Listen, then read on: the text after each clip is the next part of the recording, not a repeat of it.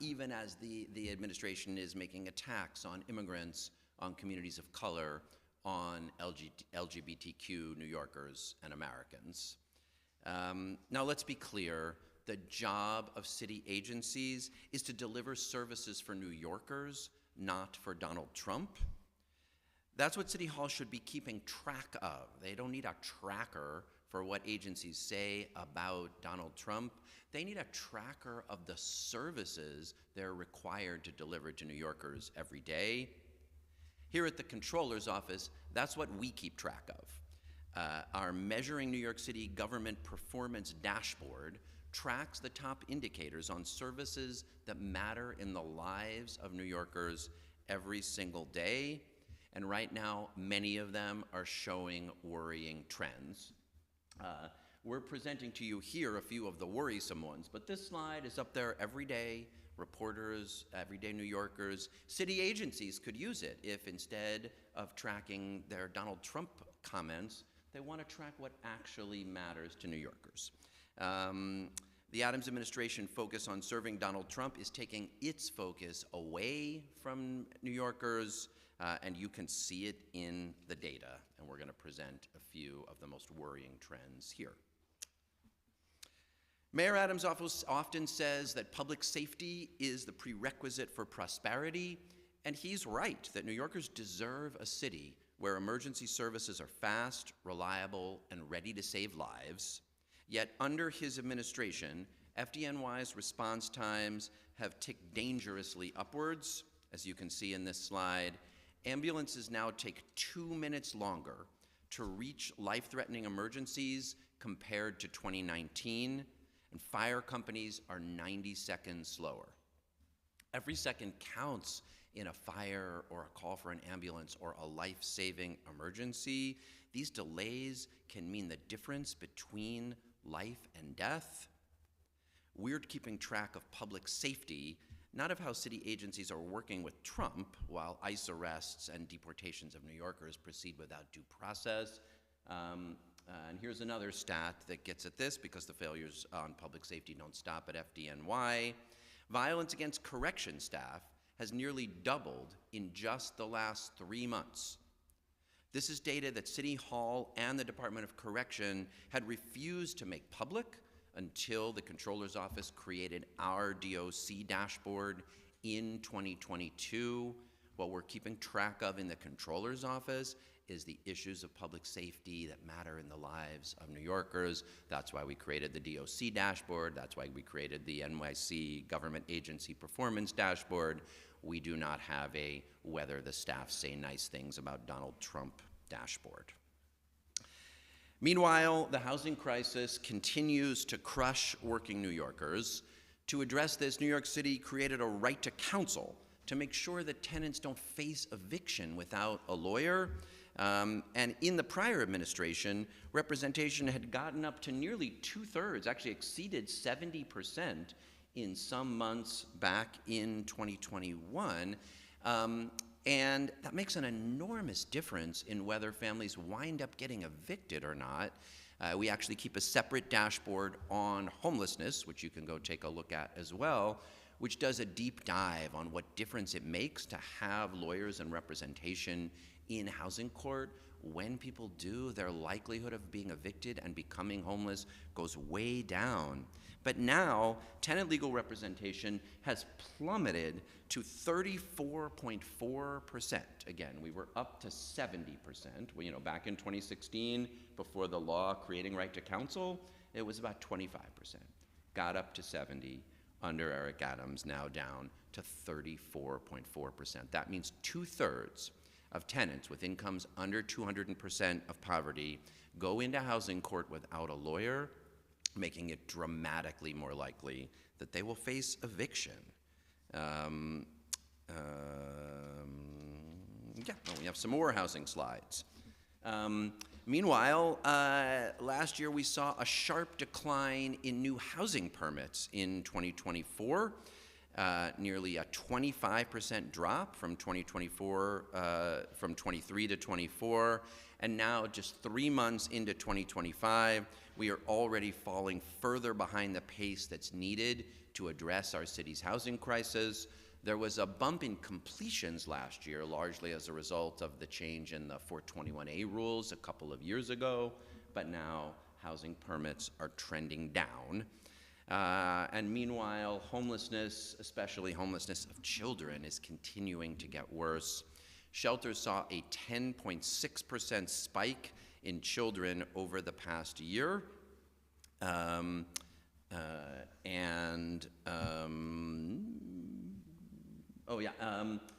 even more so were 311 complaints about encampments, which are up 40% in 1 year.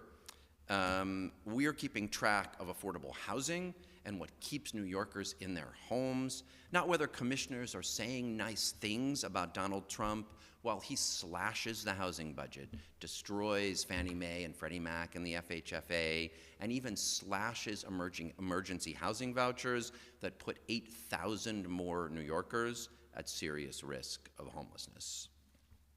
Meanwhile, NYCHA's repair times have gone up dramatically. Repair times for non-emergency requests have tripled from 20 days in 2019 to over 2 months today. New Yorkers are waiting longer and longer for basic repairs in their homes. This is what City Hall should be keeping track of, not whether commissioners say nice things about Donald Trump. I do want to talk about one indicator that's not on the dashboard, but where new data shows the failures of the Adams administration, because Eric Adams, like Donald Trump, has pursued what we call a housing last agenda. Trump and others in Washington are attacking the policy called Housing First, which seeks to get people directly from the street into supportive housing, a policy that we have put out as part of our Safer for All plan to end street homelessness for people with serious mental illness. But the Adams administration continues with their homeless sweeps to push a housing last approach. In 2023, my office did an audit of the homeless sweeps program and found that just 3 out of 2,308 people who were forcibly removed in the mayor's sweeps secured permanent housing. More than 90% just moved to another spot on the street that very same night. And recent data shows that this has gotten even worse. According to recent reporting, the Adams administration spent $3.5 million on a new round of homeless encampments 2 years after our audit of 3,500 individuals, and not a single one of them wound up in permanent housing. Meanwhile, nearly 80% of the places they conducted those sweeps were places they had swept before.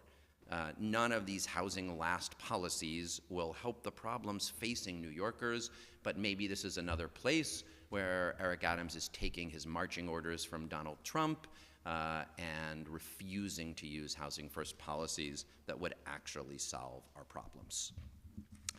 Next, we'll take a look at public health. 5 years after COVID, we are unfortunately seeing worrisome public health trends. And of course, in Washington, the RFK Jr. is gutting the federal public health response. Here in New York City, we are seeing problems of our own, with measles surging nationwide. Only 59.8% of young children are up to date on their vaccine, far below the 95% threshold to prevent outbreaks.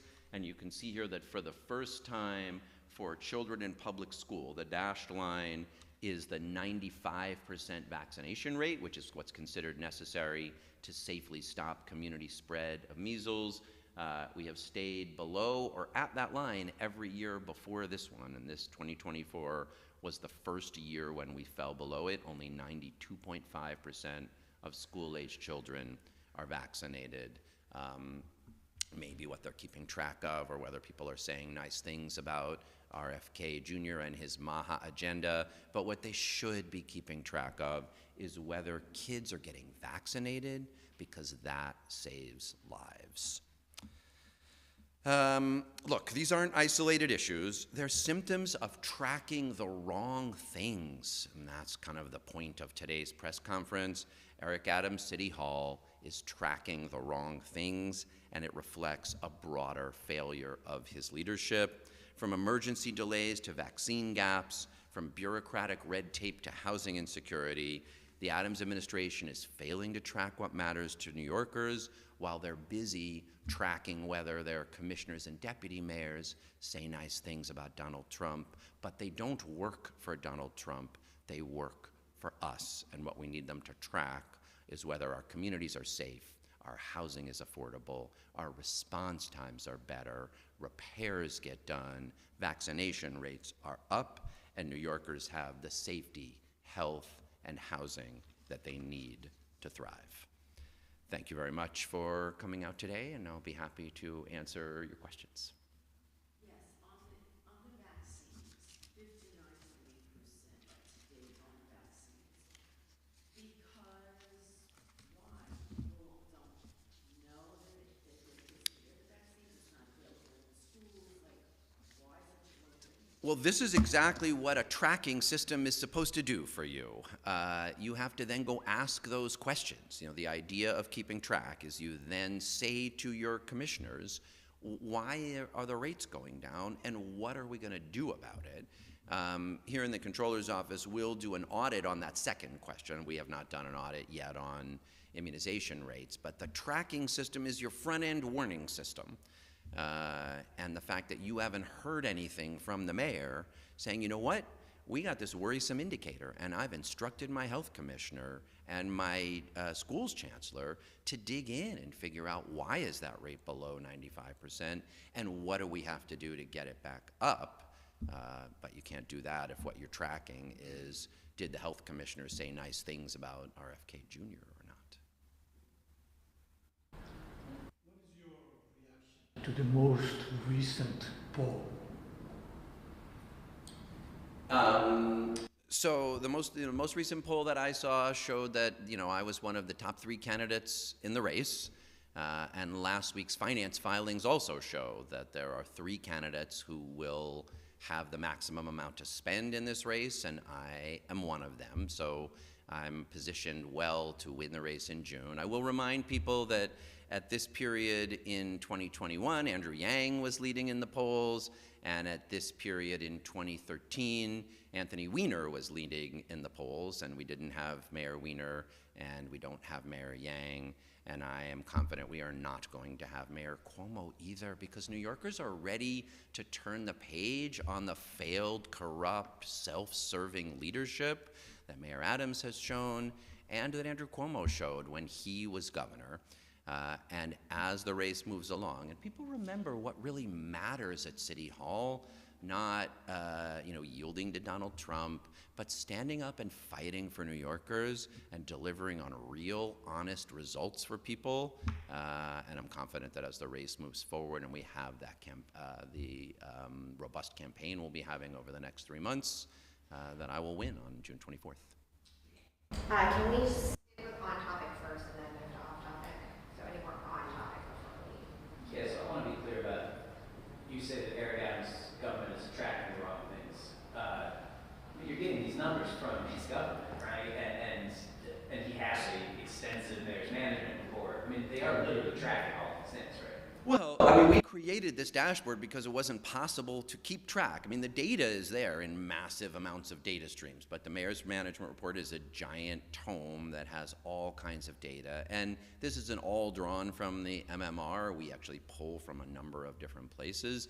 But what keeping track means is deciding what are the most important things to look at, so that the mayor, when you see something that's of a concern, you know to say to the commissioner, hey, what's up with this? And no mayor could look at, I don't know how many thousands of indicators it is in the mayor's management report. So I don't know if you can go back to the main page here, what we did when we created this dashboard. And you're right, it's all automatically updating. That's what's beautiful about it. My team set up a dashboard, and we've done this in different areas. We knew there were problems at DOC. No DOC data was being made public.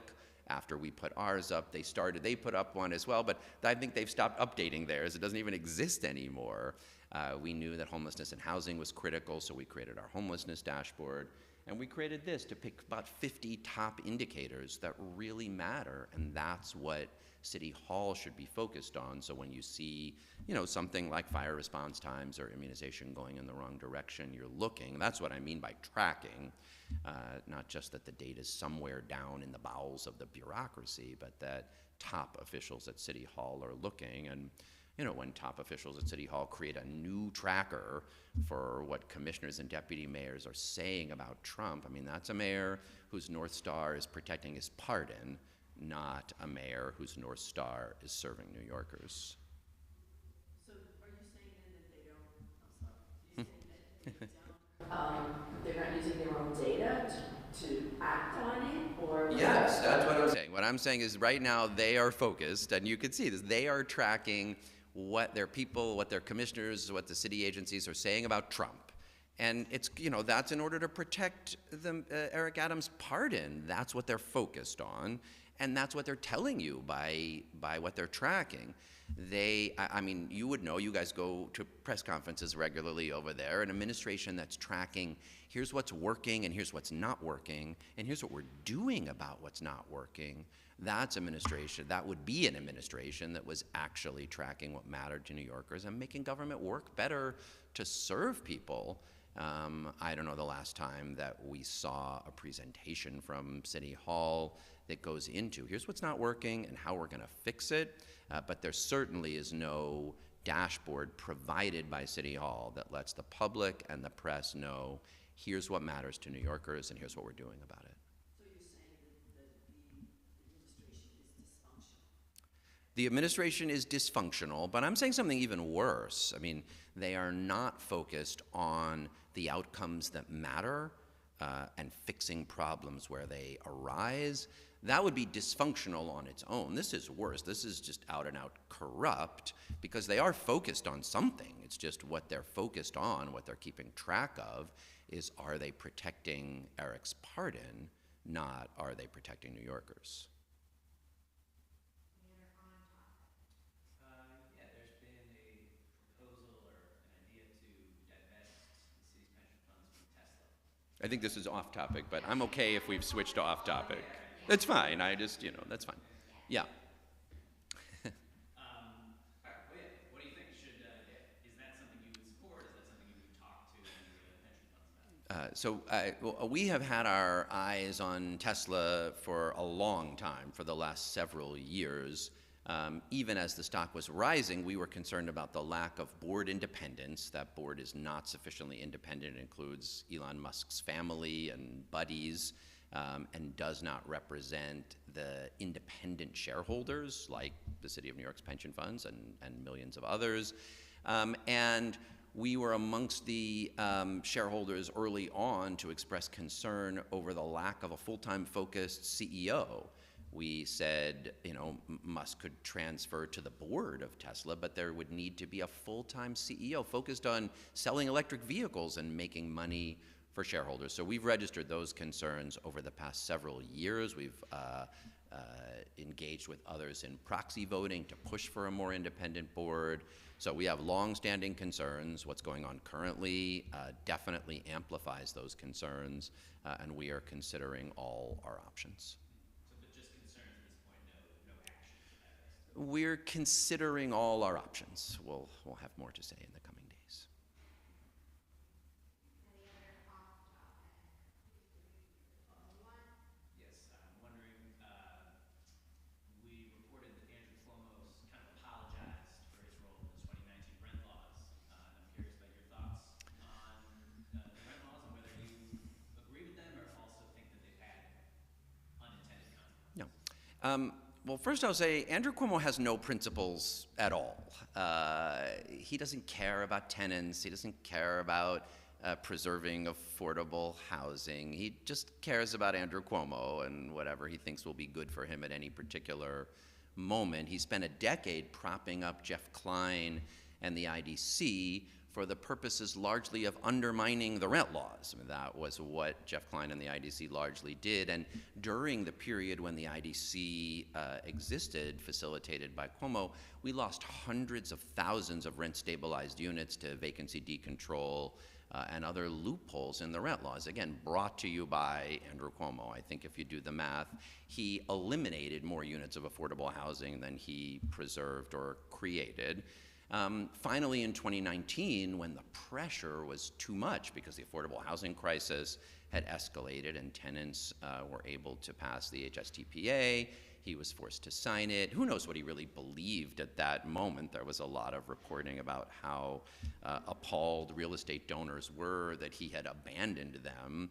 But this is someone who, again, has no principles. He'll do whatever he thinks at the moment is in his best interest. So it doesn't surprise me at all that in a backroom, closed-door meeting with real estate donors, while he's raising money from them, he would say whatever he thinks they want to hear. But I would just advise them, like, this is not someone who's got any principles. He will say whatever he thinks he needs to at the moment. On the specific issue of distressed rent-stabilized housing, my office last year, as we did here today, did a deep dive in the data. We looked at what is the actual universe of distressed housing and how do we actually get at fixing it. There has been some increase in the number of distressed units in the rent-stabilized stock, but nowhere near as large as the industry was claiming, and a set of tailored solutions that include directing voucher holders to some of those units, that include making better use of the city's Unlocking Doors program, a grant program to bring distressed rent-stabilized units back online, and a modest increase in the IAI, the individual apartment increase rate, are the right way to get at this problem. And where there are landlords who don't want to maintain the portfolio, either because they bought it before 2019 or had different expectations, there are preservation purchasers that the city can help to maintain that stock. And it's just as one example of what leadership looks like on this. When Signature Bank failed and 35,000 of the, almost, many of the units we're talking about are in that Signature Bank portfolio that was put at risk when Signature failed.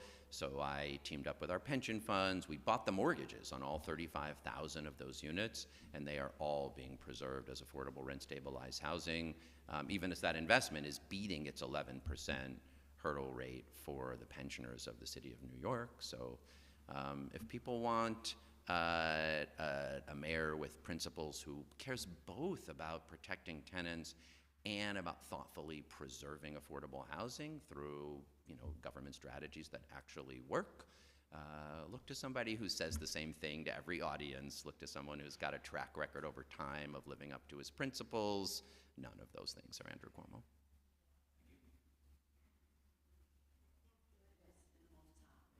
Do you think the mayor, he's talking the talk of, yes, I'm running a campaign. Realistically, is he running a campaign? Do you think he has a chance of running a campaign? I mean, today what I'd like him to be doing is focusing on the outcomes that matter to New Yorkers. I'm running a campaign, but I'm also here in the office, focused on outcomes, paying attention to what New Yorkers need, and not on what my staff say about Donald Trump. So that's what I really want. We'll see. I mean, I guess pretty soon we will know who submits petitions to be on the ballot, and that will be one indicator of whether he's running in the Democratic primary or not. So we'll know that in a matter of days. Anything else? Great, thank you everyone. Thanks, everyone.